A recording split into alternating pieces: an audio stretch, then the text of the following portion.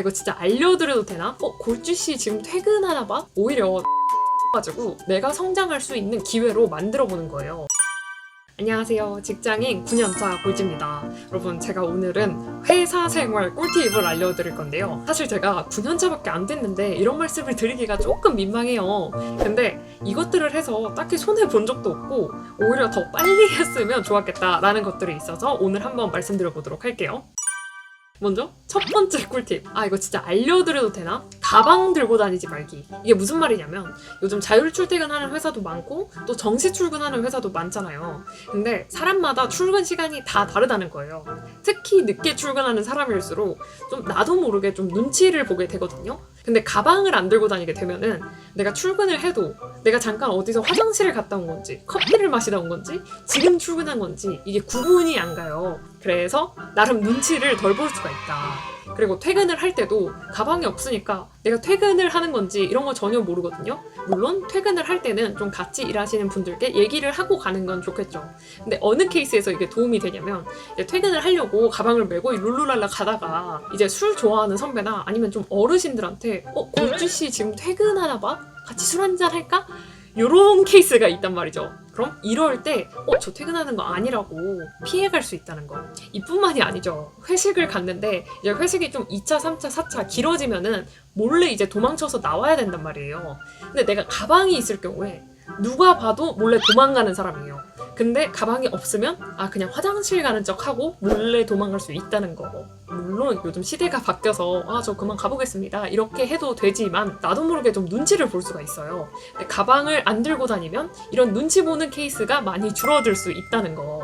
그래서 강추합니다. 그럼 두 번째 꿀팁.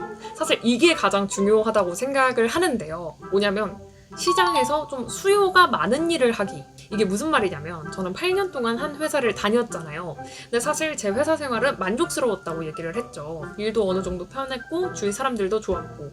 근데 문제는 제가 입사 초에 맡았던 일들 그리고 부서는 시장에서 수요가 있는 일이 아니었어요. 즉 우리 회사 안에만 있는 회사 의존성이 큰 일들이었다는 거. 사실 이게 문제가 뭐냐면 내가 일을 아무리 열심히 하고 아무리 잘해도 다른 데로 갈 수 없다는 거에 있어요.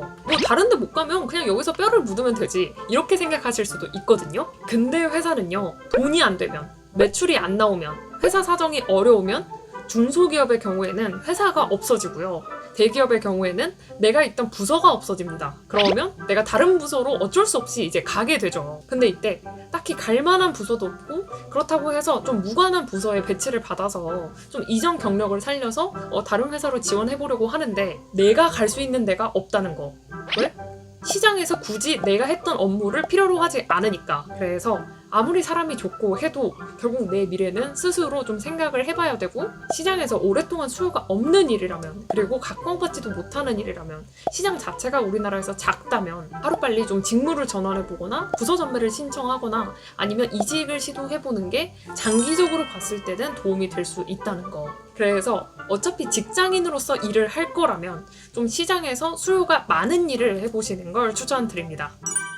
그럼 세 번째, 철판 깔기. 이거는 제가 타 유튜버분의 영상을 보고 들은 건데 사회초년생들은 사실 모르는 것도 정말 많고 무시당하기도 진짜 딱 좋은 위치에 있거든요. 근데 그럴 때일수록 너무 상처받지 말고 오히려 철판을 깔아가지고 내가 성장할 수 있는 기회로 만들어보는 거예요. 예를 들어서 내가 뭘 못하면 옆에 이상한 사람이 있을 경우에 야, 너 왜 그것도 못하냐? 왜 이것도 모르냐? 이렇게 얘기를 할 수가 있어요. 근데 이 경우는 사실 여러분들이 사회초년생이고 신입사원이니까 모르는 게 당연한 거잖아요. 근데 그 사람의 말하는 방식이, 성향이 잘못된 거예요.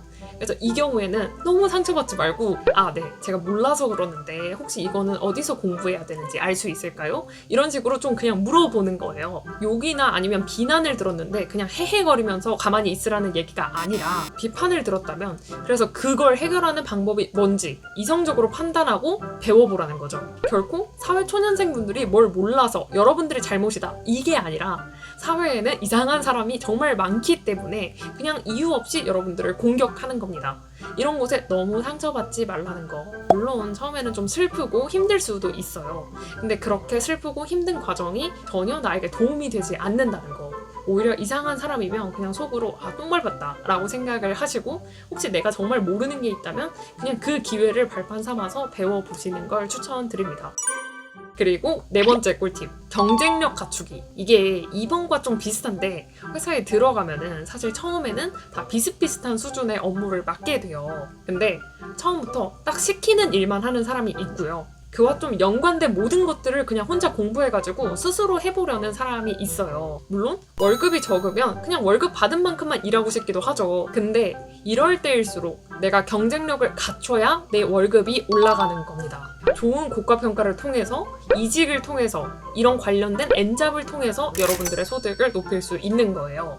이거 말하면 또 꼰대 소리 들을 것 같은데, 시키는 일만 하는 거는요, 그냥 남들과 똑같은 인생을 살겠다는 거예요. 최대한 내 업무에 있어서 내가 경쟁력을 갖출 만한 게 뭐가 있을지 생각해 보는 게 정말 중요하다고 생각해요. 예를 들어서 똑같은 엑셀 업무를 시켜놔도 누구는 그냥 키보드로 다 치고 마우스로 쳐가면서 하는 사람이 있고, 어떤 사람은 엑셀 매크로를 스스로 공부를 해가지고 뭐 인터넷 강의를 듣는다든지 해가지고 똑같은 일을 하는데 시간이 10분의 1밖에 안 걸리는 사람이 있어요. 그러면 당연히 후자가 훨씬 더 높은 경쟁력을 가지고 있는 거겠죠. 이런 게 사실 당장은 시간 투자가 필요해도 그게 장기적으로 봤을 때는 나에게 도움이 된다는 거. 왜? 일단 업무 시간도 줄어들고, 뭐 업무 시간이 줄어들었다 해서 더 많은 일을 받을 수도 있겠지만 그냥 똑같이 제출을 하고 제출 전까지 나 할 것도 하면 되는 거예요. 그러면서 나한테 시간 여유도 좀 생기고, 국가평가나 아니면 이직을 준비할 때도 충분히 나를 어필할 수 있는 포인트가 되는 거죠. 그래서 각자 업무에서 뭔가 효율화라든지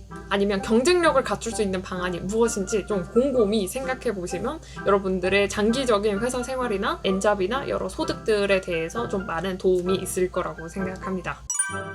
그리고 추가로 뭐 인사 아니면 친절함, 이거는 당연히 갖고 있어야 된다는 거. 이건 말 안 해도 알겠죠? 내가 아무것도 잘난 게 없으면 진짜 착하기라도 해야 돼요. 그러면 남들이 뭐라도 더 가르쳐 주려고 하거든요. 저만 봐도, 저도 이제 물론 제가 모르는 게 많아서 어른들한테 많이 배운 것도 있고요. 그리고 저도 이제 제 뒤로도 신입사원분들이 많이 들어오셨는데, 더 착한 사람일수록 뭔가 하나씩이라도 더 챙겨주고 싶어요. 어차피 일해야 되는 거 같이 웃으면서 일하면 얼마나 좋아요. 그러니까 인사 잘하고 친절한 거 항상 잊지 말기. 사실 더 하고 싶은 얘기가 많은데 자꾸 이제 꼰대 소리 들을 나이가 점점 돼가고 있어가지고 오늘 여기까지 하도록 하겠습니다. 그럼 오늘도 여기까지 봐주셔서 감사합니다. 안녕!